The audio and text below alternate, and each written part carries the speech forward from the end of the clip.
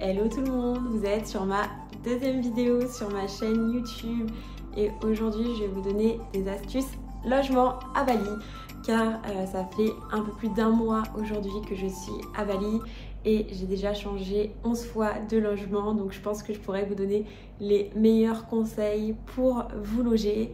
Je vais essayer de faire une vidéo un peu plus courte que la première, environ 10 minutes.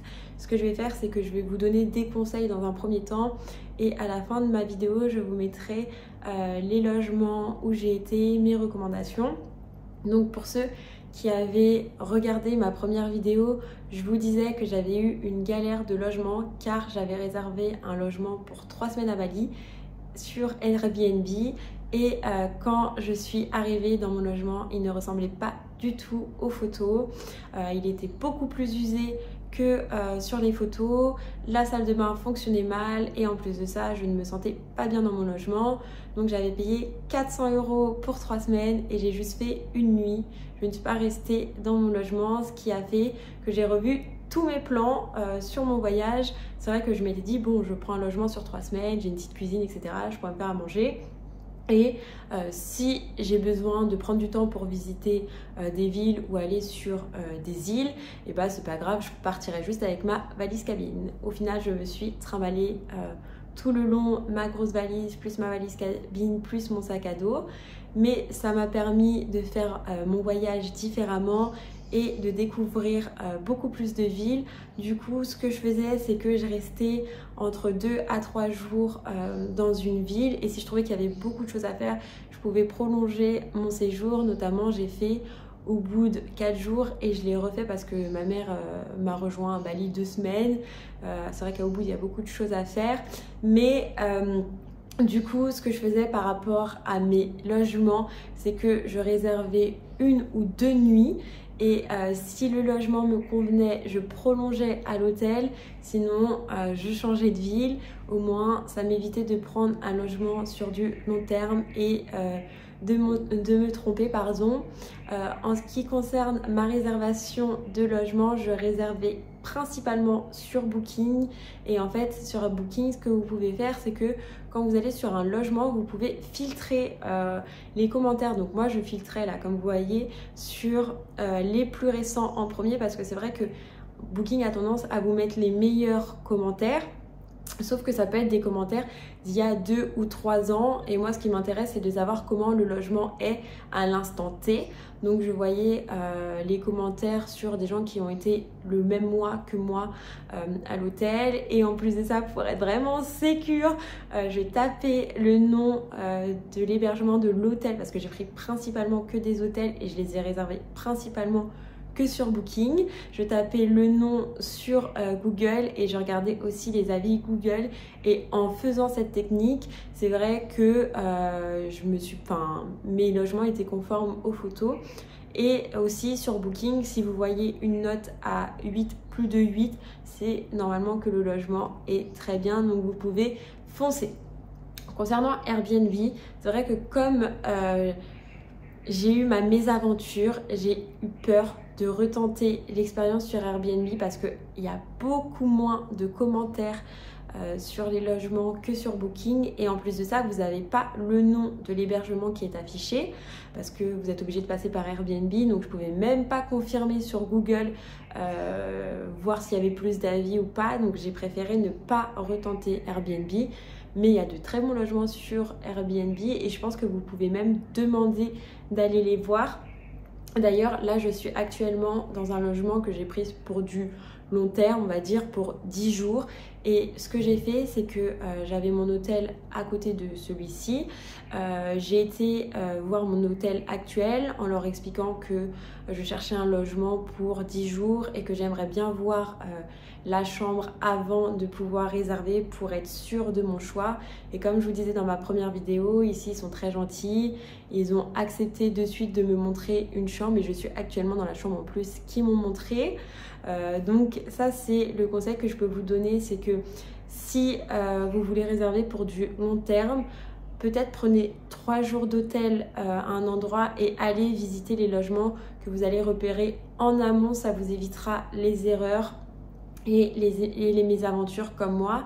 Et vous avez aussi des comptes Insta si vous tapez Bali accommodation, ou par exemple si vous voulez dans une certaine ville, je sais pas, Bali Canggu, et ben vous allez avoir sur Insta des comptes qui proposent des logements qui ne sont pas sur Airbnb ni sur Booking, et ça pourra peut-être vous intéresser et vous allez avoir un plus grand large choix.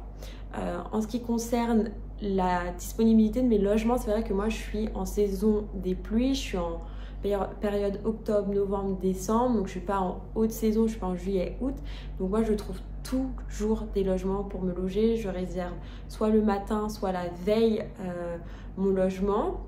J'ai jamais eu de soucis, j'ai jamais eu un logement que j'ai vu qui n'était plus disponible, même si je l'avais vu 3 jours avant et que je réserve juste le matin, j'ai toujours des disponibilités. Peut-être qu'en haute saison c'est pas le cas, donc peut-être plus faire attention les mois juin, juillet, août, mais en tout cas octobre, novembre, décembre, vous pouvez réserver à n'importe quel moment. Après à Bali il y a 36 000 logements, je pense que même en haute saison vous allez toujours trouver de quoi vous loger, juste vous aurez peut-être moins de choix si vous y prenez à la dernière minute.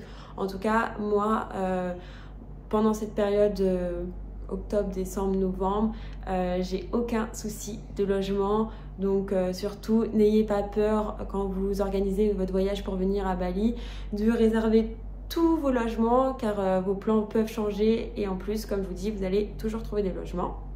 En ce qui concerne le budget, alors pour la partie budget, moi je me loge pour 20 €, 21 € la nuit, et pour 21 € la nuit à Bali, j'ai des logements incroyables. J'ai toujours une piscine, sauf à Munduk, j'avais pas de piscine, mais après Munduk c'est un peu différent.